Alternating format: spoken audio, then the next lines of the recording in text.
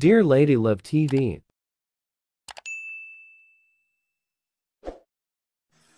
Saved and Trapped by Billionaire's Love.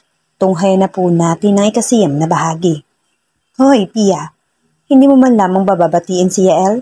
Tanong ni Dolly habang maingat silang dumaraan sa mga nakaupo na audience. Kung hindi nga panay ang pagtayo ng iba, ay wala pang 5 minuto ay narating na nilang exit ng gym. Ngunit dahil lahat ng tao roon ay hindi magkamayaw at walang ibang atensyon kundi ang kupunan ni Yael, inabot ng 15 minuto bago sila nakarating sa dulo kung saan kaunti lamang ang tao. Pansamantalang tumigil si Pia sa tapat ng washroom. Nakasimangot pa rin siya ngunit nakatanaw sa binatang dahilan kaya sumama siya kay Dolly na manood ng basketball. Kailangan pa ba? Sa dami na bumabati sa kanya. Hindi nga niya kailangan na pagbati ko. Yaka pa lang ni Venice, panalong-panalo na. Isang higupan lang at simot niya na ang canned juice na hawak niya. It was sweet orange flavor, but all Pia could taste was bitterness. She, herself, felt bitter. Huwag mo sabihin nagsiselos ka. Nakangising tanong ni Dolly, sabay lagok din sa iniinom niya. She sighed in satisfaction and added, "Don't dare to deny it. Matagal na tayo magkasama. Kabisado ko na ang ekspresyon mo. Ewan ko sa'yo." Padabog na tinapon ni Pia ang lata sa pinakamalapit na trash bin nang maubos ito. Muli na naman siyang naglakad at sinundan naman siya ni Dolly hanggang sa tuluyan silang makalabas ng gym. The basketball representative of their campus might have won against its opponent, ngunit pakiramdam niya talunan siya. Talunan sa puso ni Yael. Aminin mo na kasi, ni Dolly nang sabay na silang naglalakad papunta sa main building. May gusto ka sa kababata mo. Ever since na bumalik siya, gusto mo na siya, Pia.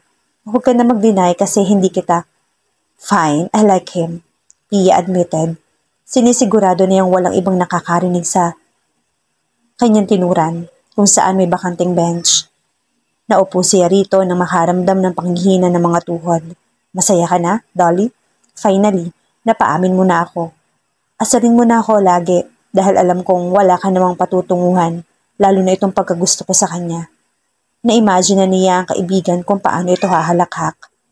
Oo't matalik silang magkaibigan. Ngunit batid niyang sa tuwing may pagkakataon ay talagang tutuksuhin siya nito. That's what best friends for. Ngunit imbis na makarinig ng tawa, isang malalim na buntong hininga ang lumabas sa bibig ng kaibigan. Nadama pa niyang pumatong ang kamay nito sa kanyang balikat. Grabe ka naman sa akin. Alam kong pasaway ako minsan, pero nasa lugar naman Kapag ganito ka seryoso, syempre, mapapakinabangan mo naman akong dumamay sa'yo. At kaya kita pinaamin ay dahil ayaw kong sarilinin mo yan. Sige ka, kapag naipon ang sama ng loob mo, baka kung saan yan lumabas. Pinanliitan ni Pia ng mga mata ang kaibigan. Ahala ko ba hindi mo na ako aasarin? Sorry na. Agad na nag-peace sign si Dolly sa magkabilang kamay. Pagkatapos ikinuha niya ang mga kamay ni Pia at tinapik-tapik ito. Pero eto seryoso na. Gusto kong sabihin sa iyo na dapat hindi ka nalulungkot. Diba ikaw na rin nagsabi na nabanggit ni Yael na mas priority ka niya kaysa dun sa mga babaeng poste na yon? I mean dun sa Venice na yon. Oo nga, Dolly. Pero iba pa rin ang girlfriend. Kahit gaano ka-deep or katagal ang friendship, mas matimbang pa rin ang girlfriend. Iyon ang dapat, dahil hindi naman lahat ng atensyon ay makukuha sa kaibigan. Pia couldn't believe she was comparing friendship to that different kind of ship. Ngunit, wala naman siyang karanasan sa ganoon. Kahit papaano ay aware siya sa nangyayari sa kanyang kapaligiran. Napapanood niya rin ang mga ganitong tema sa TV or movie. Pero hindi niya lubos maisip na maaaring mangyari sa kanya, iyong mahulog sa kaibigan. Ngunit hindi maaari dahil bukod sa may girlfriend na ito, batid niyang kapatid ang turing ng binata sa kanya. Maybe that applies to others pero base sa obserbasyon ko, mas nasa iyong atensyon ni Yael. Ewan ko lang kung napansin mo, Pia. Kanina kasi pagkatapos ng game, kahit nakayakap na sa kanya yung girlfriend niya, kung saan-saan pa rin siya nakatingin, parang may hinahanap. Tapos nung nakita ka niya, parang wala na siyang ibang nakikita. Ikaw na lang, girl. Mahinang tinapik ni Dolly ang pisngi ni Pia. I don't believe you. Hindi naman niya ako nakita. Saka bakit naman niya ako titingin if ever? It's been 2 weeks and counting at hindi pa rin kami nag-uusap. Napayo ko si Pia. If only she could turn time back. Hindi niya aawayin si Yael. nung hindi siya nito nasundo. Now, she missed him more than she expected. Hindi ka maniniwala kasi hindi mo naman nakita. At hindi mo nakita kasi umalis tayo kaagad sa game. Dali explained. Siguro kung nagtagal pa tayo roon, kahit isang minuto pa, pinuntahan kanya na sa upuan natin. Pia sighed. At pagkatapos niyon, susugurin ako ng girlfriend niya? No, ayoko ng scandal, Dolly. Isinukbit niya sa balikat ang strap ng kanyang sling bag. Tara na nga, kailangan ko nang umuwi. Baka mahuli pa ako sa rehearsal mamaya. Pagkarinig nito ay napapalakpak si Dolly. Ay, excited na ako sa Miss Intrams mamaya, Pia. I'm so happy for you. Ngayon pa lang, proud na ako sa'yo. Huwag ka namang masyadong matuwa para sa akin, Dolly. Hindi pa nga sigurado kung makakapasok sa top 5. Malungkot na bulong ni Pia habang magkaangkla ang mga braso nila at naglalakad ng mabagal. Sa height pa lang, wala na akong laban. Ang tatangkad kayo ng ibang mga kasali. Hayan ka na naman. Dinadown mo na naman yung sarili mo. Mas malaki naman yung utak mo sa kanila. Natatawang wika ni Dolly. Ano ka ba naman, Pia? Hindi naman Philippines top model ang pangalan ng competition. Miss Intrams po. Nakakaloka ka naman. Hanggang ngayon wala kang tiwala sa sarili mo. Ang ganda kaya ng mga performance mo ng mga nakaraang rehearsal. Pia chuckled. Ano maganda doon? Nakalimutan mo na yata na natalisod ako nung unang practice. Pinagtawanan pa nga ako ng mga estudyante na nasa modeling class, hindi ba? Once lang naman yun nangyari. Di ba, after that, hindi ka na nagkamali sa mga sumunod na rehearsal? Paalaala ni Dolly. Kung lumakad ka nga para kang taga-modeling class na rin. Saka alam mo ba, may narinig pa ako sa tabi-tabi. At ano naman yun? Baka fake news lang yan ha? Natatawang salungat ni Pia. Hindi kaya. Kasi after kong makuha sa mga friends ni Aaron yung practice, sa kanya ko na rin mismo narinig ang balita. Ang sabi niya, liligawan ka raw niya pagkatapos ng intramurals. Pia's mouth parted to utter a word. Gayunman, natigilan siya nang may sumabat na buo at mababang boses na nagmumula sa kanilang likuran. Liligawan? Sino? Sabay na lumingon na magkaibigan sa kanilang likuran. Ngunit pagkakita ni Pia rito, ay tila nanigas ang kanyang katawan. Yael, ilang ginagawa mo rito? Sinundan kita. Gusto kasi kitang i-invite sa victory party mamayang gabi. Yael's face was dead serious that it could break a hard rock. Wait, sino nga uli ang liligawan? Gustong sumagot ni Pia nang wala. Ngunit ganoon na lamang ang pamumutla niya na sagutin ni Dolly ang tanong ng binata. Si Pia, sabi ni Aaron liligawan daw niya ang kaibigan ko pagkatapos ng intrams. She grinned. What? Halos magdikit ang mga kilay ni Yael nang muling bumaling kay Pia. Have you gone crazy? Minor ka pa. Bakit ka niya nililigawan? Gusto ba niyang makulong? Ganun na lamang ang pagpipigil ni Dolly na humalakhak. She just fake a cough. Siya ang sumagot sa binata. Grabe ka naman, Kuya Yael. Hindi naman crime ang panliligaw ah. Sa klase nga namin, marami ang mag-boyfriend. Single naman si Aaron at hindi player. I mean, hindi siya naglalaro ng babae. Muntik niya makalimutang basketball player nga pala ang kausap niya. Anyway, sinasadya niyang ipilit si Pia kay Aaron upang manggigil ito, and she knew it was effective. Bottom line is, hindi pwedeng ligawan si Pia, period. That jerk can't even make a move. Kaya sabihin mo sa kanya na huwag na mag-aksaya ng effort, Yael declared. Muli siyang lumingon kay Pia. At anong pumasok sa isip mo? Bakit ka sasali sa Miss Intrams? Alam mo ba kung ano mga sinusuot dyan? Pinayagan ka ba ng parents mo? Binigyan niya ang pangalan nito na dati niyang tawag sa dalaga. Batid niyang ayaw ni Pia na tinatawag siya ng ganon. Ngunit sinasadya niyang ibalik ito upang ipaalala rito na hindi pa siya ganap na dalaga. She was still the little child that he needed to protect no matter what. Samantala halos sila ba naman si Pia sa mga narinig niya.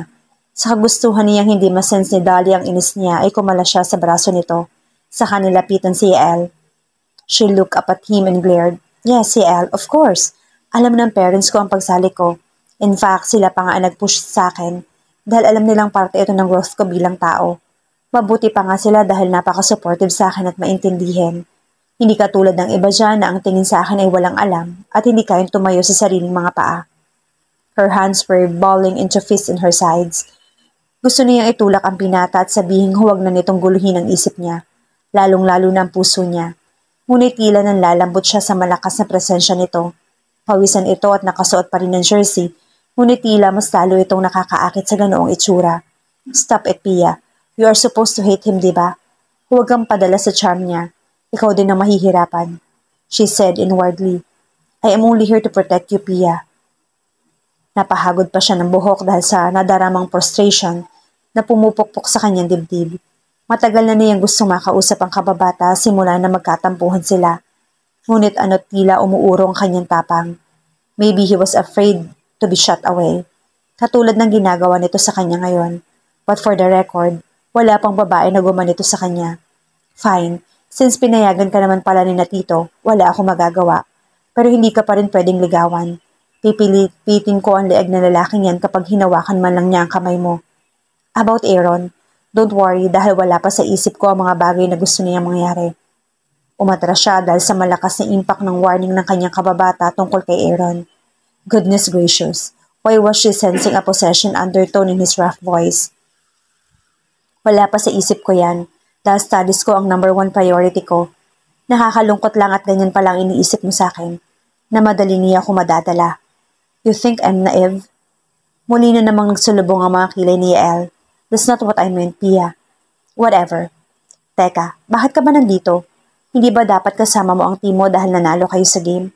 Dapat si Venice na kinakausap mo ngayon at hindi ako. Para hindi ka nasa-stress. Tulala na tinitigan ni Yael ang dalagita habang papalayo ito at kinaladkad na parang manika lang si Dolly. He wasn't sure whether he was getting it right.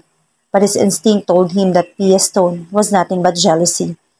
Bigla nang lamig ang mga pisngi ni Pia nang makita ang pares ng sportswear sa sandaling pumasok siya sa dressing room. Sandali, ano ba talagang isusuot ko? Baka nagkapalit kami ng contestant number 5. Alanganing wika niya sa babaeng facilitator na nag-akay sa kanya sa silid. Kahit tumuloy na ito, siya ay nananatiling nakatayo sa pinto. Tila nakadikit na ang mga paa niya roon. Of course, dear, ito ang isusuot mo. Ako pa nga ang personal na pumili nito sa'yo dahil alam kong bagay na bagay sa hubog ng katawan mo. May pagmamalaking saad ni Miss Gina. Kinuha niya ang nakahangar na damit mula sa stand nito at iniladlad sa harap ng dalagita. Pakiramdam ni Pia ay malulusaw ang kanyang paningin. Gayunman, hindi niya magawang kumurap sa damit.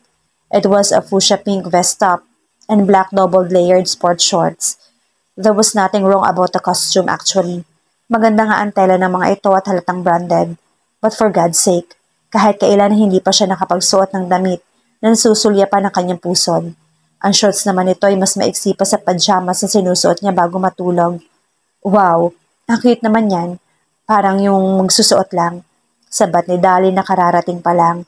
Humihingal pa siya, tila kagagaling pa sa pagtakbo, ngunit nakangiti siya at bakas ang kasiglahan nang maabutan si Pia. Mabuti naman at nakaabot ako. Akala ko rumarampa ka na sa stage eh. You are just right in time, sweetie. Natatawang sabi ni Miss Gina at ibinalik ang damit sa pinagsasabitan nito.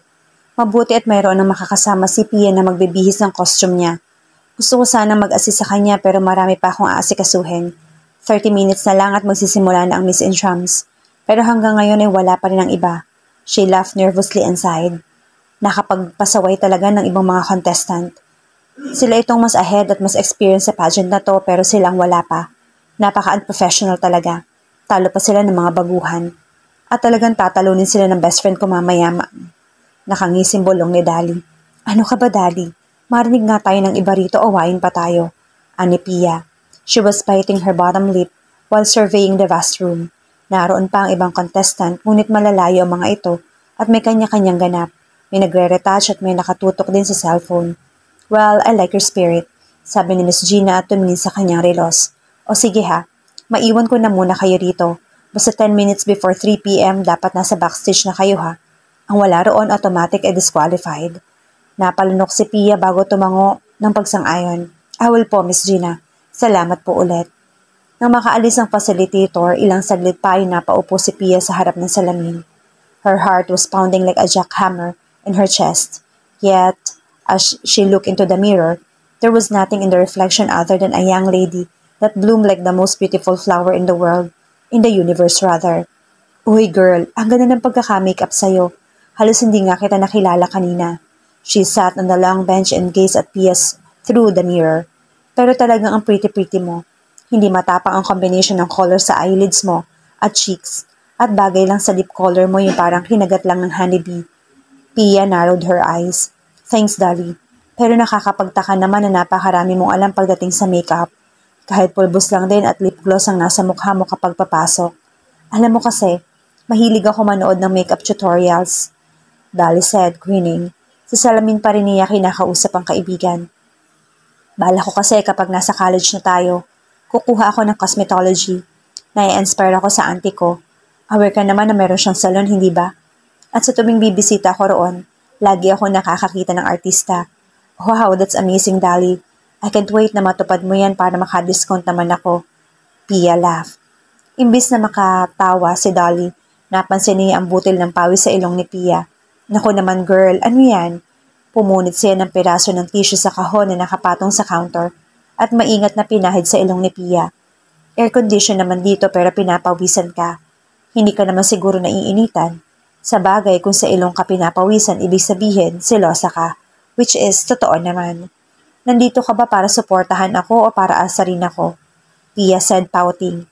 At ano naman ang kinalaman ng pagsaselo sa event ngayon? Lalo lumawak ang pagngisi ni Dolly. Since sponsor ng College of Modeling ang Miss Intramurals, yung top senior students nila ang ilan sa mga judges. Pia gulped. So, si Venice ang judge?